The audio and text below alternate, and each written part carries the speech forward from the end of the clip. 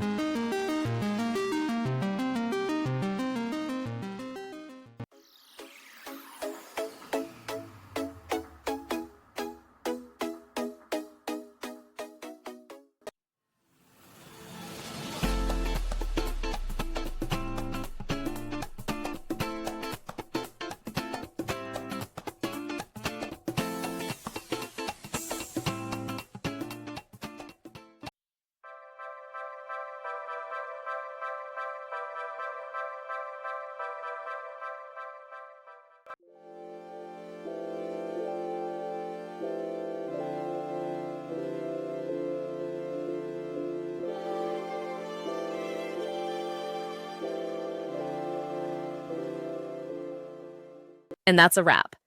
I hope you found the answer you were looking for. If you did, take a second to hit that subscribe button. It really helps out. And let me know in the comments which solution worked best for you. See you next time in the debug zone.